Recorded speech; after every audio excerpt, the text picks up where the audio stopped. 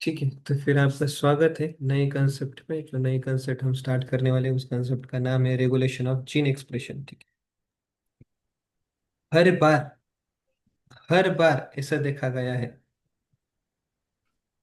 एक ना एक तो टॉपिक इसके ऊपर आया है रेगुलेशन ऑफ जीन एक्सप्रेशन में। तो ये क्या है, पहले मैं आपको जिस फटाफट फटाफट आपको एक्सप्लेन करता हूँ, है ना। जस्ट देखो, जीन एक्सप्रेशन क्या है।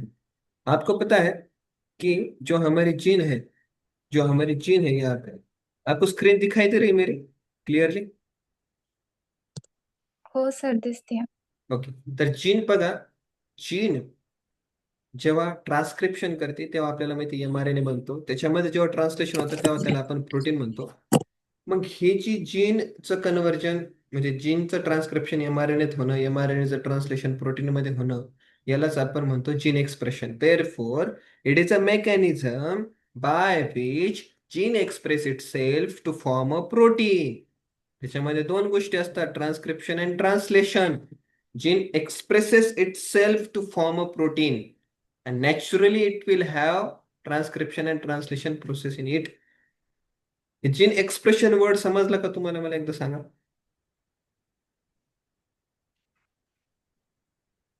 येस.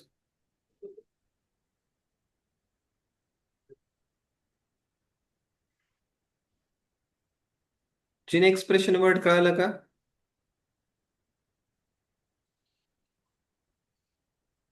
अरे हो एक्सप्रेस सर. होणं, एक्सप्रेस होणं कळतं. एक्सप्रेस, मी एक्सप्रेस झाले, मी बोलले, मी चालले, काइंड ऑफ त्याला एक्सप्रेस होणं बोलते.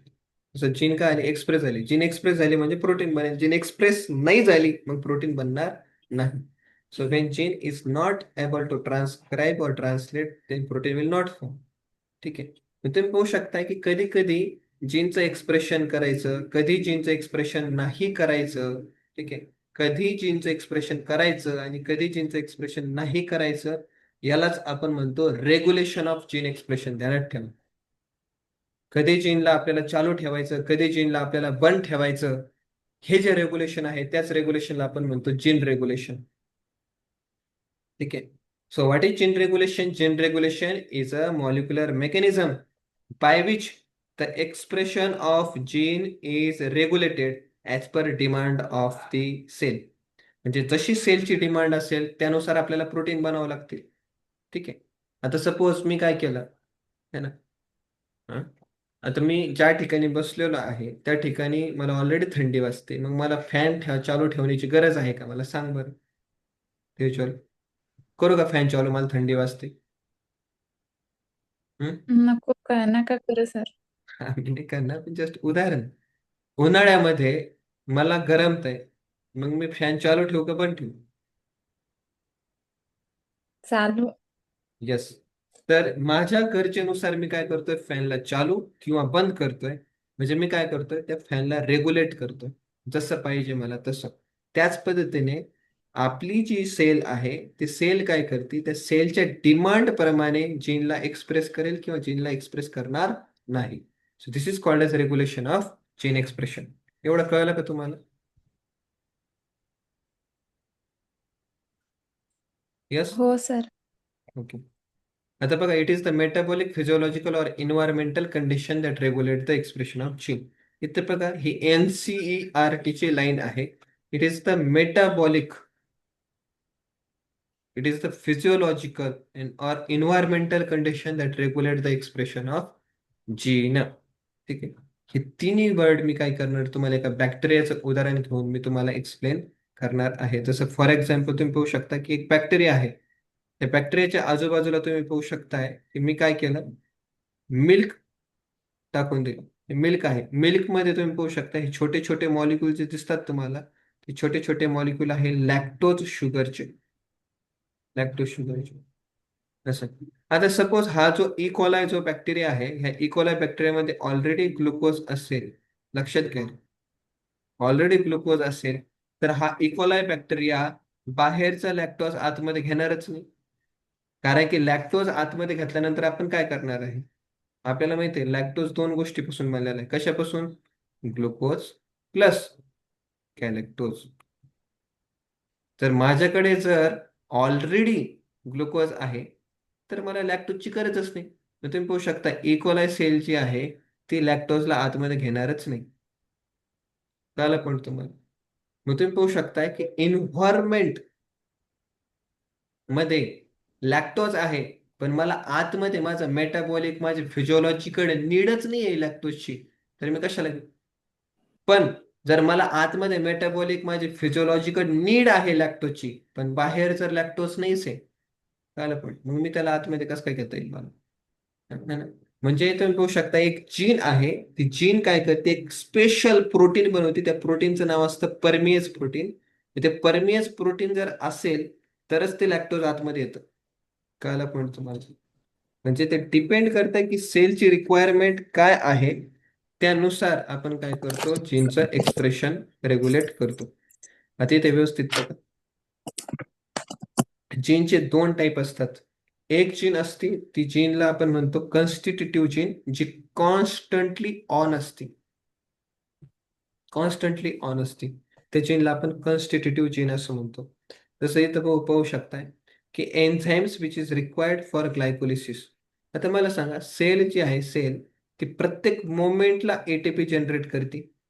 प्रत्येक मोमेंटला जर एटीपी जनरेट जर करायचे असेल तर आपल्याला रेस्पिरेशन करावं लागेल.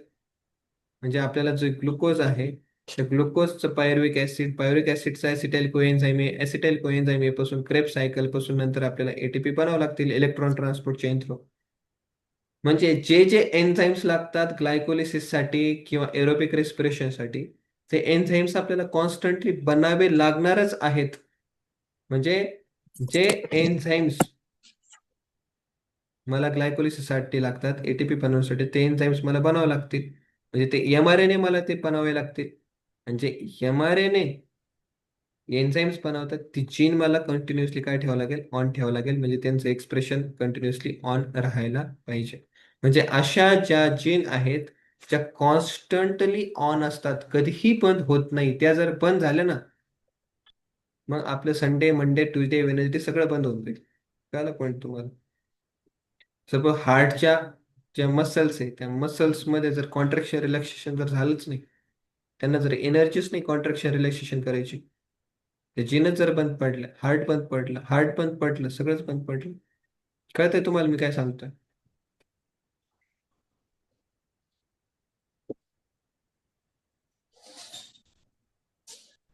आहे की नाही तेजल, कळतंय का नाही? हो सर. नेक्स्ट बघा, अशी कोणती जीन आहे, नॉन कॉन्स्टिट्यूटिव्ह जीन. नॉन कॉन्स्टिट्यूटिव्ह जीन म्हणजे काय, अशी जीन जी ऑन ऑफ होती, याला आपण स्मार्ट जीन म्हणतो किंवा लक्झरी जीन म्हणतो. स्मार्ट जीन, कारण स्मार्ट आहे ना, जेव्हा गरज पडेल तेव्हा चालू करायची, जेव्हा गरज पडेल तेव्हा बंद करायची. ठीक आहे.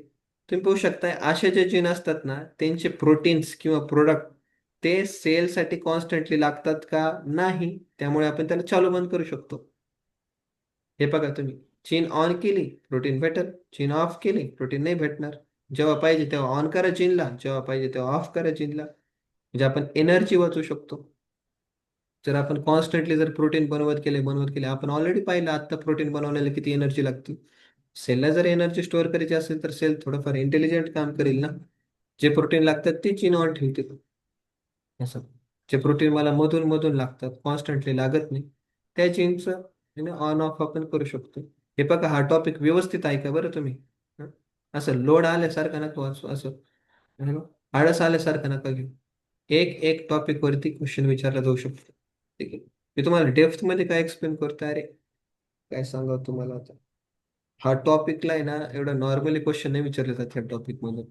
ठीक आहे, त्याच्यामुळे ऐका तुम्ही व्यवस्थित.